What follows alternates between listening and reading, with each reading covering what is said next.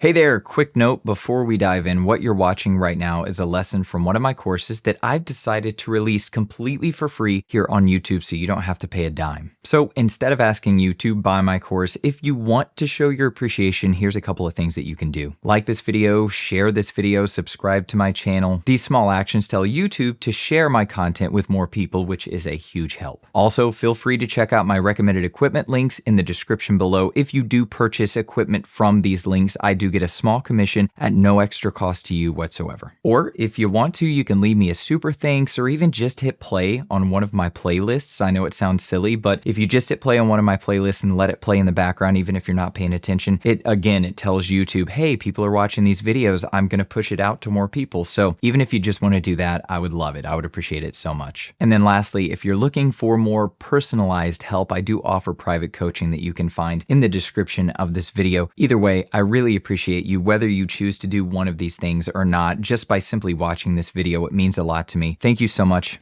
Now, let's get to the lesson.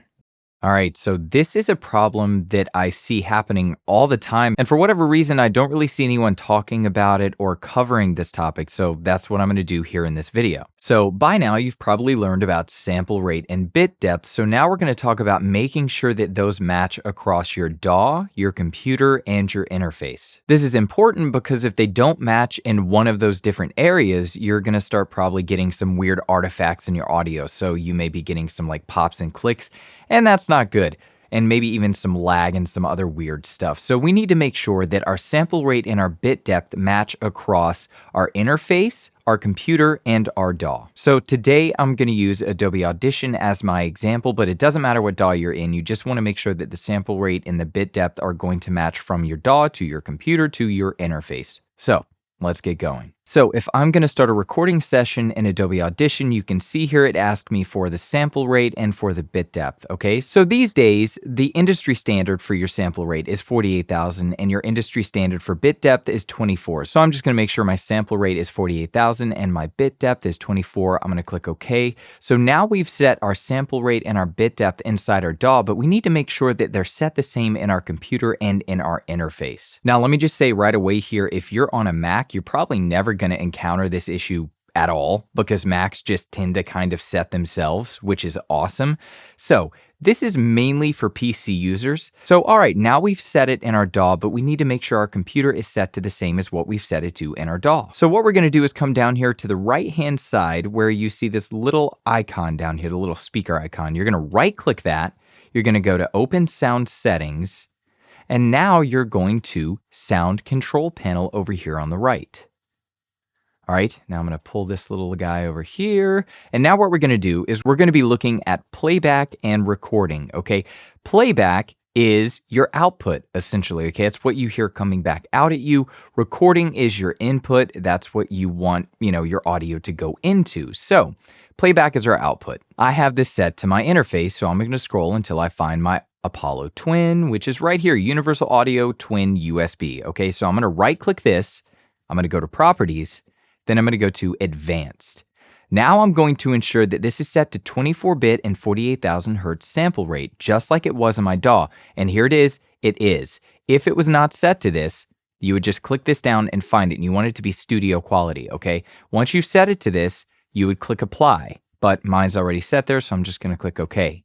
Now you're going to do the same thing for recording. And remember, this is my input and my microphone is going into my Apollo Twin, so I'm going to look for it. Here we go, Universal Audio Twin USB. So I'm going to right-click this, go to Properties, and do the same thing. Go to Advanced, ensure that this is set to 24-bit, 48,000 hertz sample rate, just like it is in my DAW. And it is, so we're good to go. Now remember, if you change this, hit Apply, then hit OK, but mine's already set there, so I'm just going to click OK. Good, awesome. Now, everyone's interface will come with its own control panel, but you're most likely going to have to download the drivers for your interface to get access to your control panel, where you're going to be able to actually change the sample rate within your interface. You actually can't change the bit depth in your interface because it just kind of sets itself, but you can change the sample rate to make sure it matches your DAW and your computer. In order to access the control panel, you're going to need to go to Google and type in whatever your interface model and name is, and then drivers behind it, okay? So let's just pretend that I had a Focusrite Solo 3rd Gen interface. So let's type that in here. So you see how I typed Focusrite Solo 3rd Gen drivers. I'm going to hit enter. And that is the first one right here, Scarlett Solo 3rd Gen Focusrite download. So I'm going to go to that.